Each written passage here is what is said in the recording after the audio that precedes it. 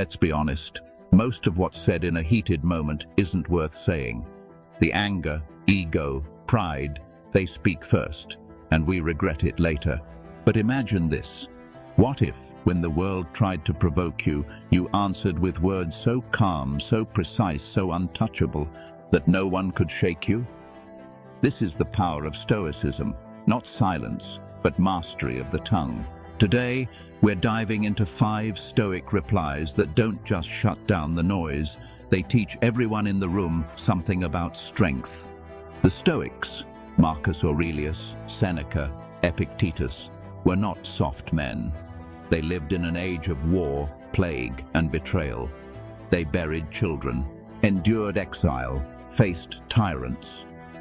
And yet, they taught that our greatest task is not to conquer the world, but to conquer ourselves. When they spoke, they didn't waste words, they aimed for the soul. Let's break down 5 moments where Stoic wisdom gives us the sharpest possible answer. 1. If it is not under my control, it is none of my concern. This isn't just a reply, it's a shield. Epictetus taught that the path to freedom is to separate what is ours, our thoughts, our choices, from what is not ours, everything else.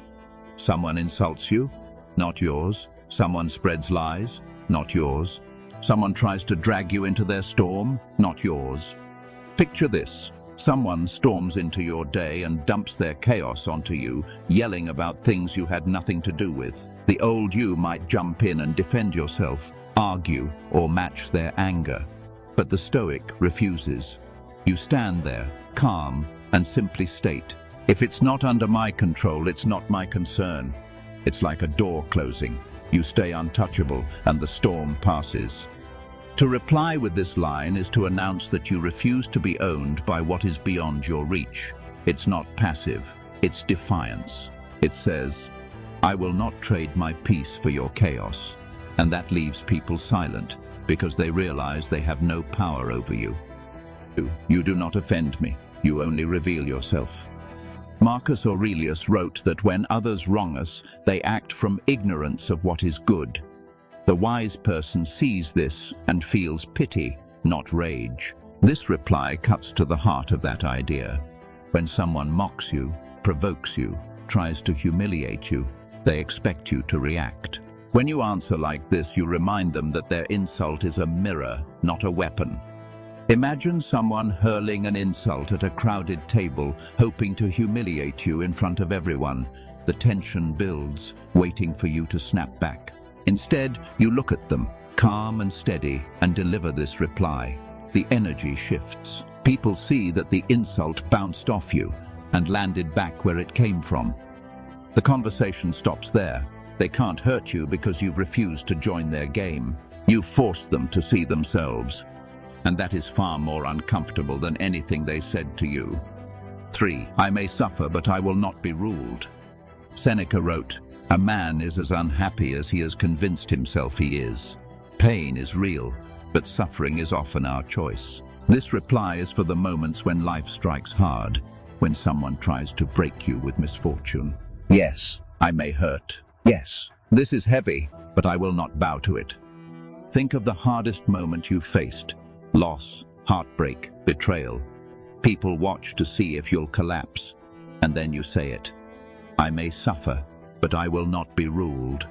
Suddenly the pain becomes fuel, not a chain. Everyone around you feels it. The refusal to surrender becomes an act of quiet rebellion. This is the Stoic refusal to be a slave to circumstance. We all face grief, loss, injustice. But to declare that we will not be ruled by them, that is how we keep our dignity intact. That kind of reply doesn't just silence others, it awakens something fierce in everyone listening. 4. I seek progress, not victory. Arguing just to win is a trap. The Stoics warned against it because victory feeds the ego and leaves us hollow. Epictetus said we should practice philosophy the way an athlete trains, for strength, not applause. Picture someone online trying to drag you into a pointless argument, throwing insults just to score points. You could waste hours battling back, but instead you respond, I seek progress, not victory. You're not dismissing them, but you've ended the fight. You're choosing growth over ego, and suddenly there is no opponent, only a lesson. When someone tries to bait you into a pointless argument, this line stops them cold. It signals that you're not here to crush them. You're here to learn, even if it means being proven wrong. Most people don't know what to do with that. The battle ends because you've removed the prize. 5. What you think of me is your burden to carry. Perhaps the most freeing of all replies. Marcus Aurelius reminded himself daily that other people's judgments are just that, theirs. Not reality, not fate, not a verdict, just opinions. Picture yourself walking away from a conversation where someone has just criticized you unfairly. Instead of replaying their words over and over in your head, you breathe out and say quietly, "What you think of me is your burden to carry." It's a release, like dropping a heavy weight you never agreed to hold. This reply is powerful because it shows absolute self-possession. You are not denying their judgment, you are simply refusing to shoulder it. You remain free, and that freedom is unnerving to anyone who seeks control over you. The thread that holds these together. Here's the thing. These replies are not tricks or witty comebacks. They are weapons forged in fire. The fire of discipline, pain, and self-reflection. You can't just say them, you have to become them. The strength in these words comes from the life that stands behind them. Marcus Aurelius wrote in his Meditations that we should be like the rock that the waves crash against, and it stands unshaken. That's what these replies are, stones in the surf. They remind everyone, including ourselves, that we are not at the mercy of every gust of emotion or insult that blows our way. And that's what really leaves people speechless. Not cleverness, but calm.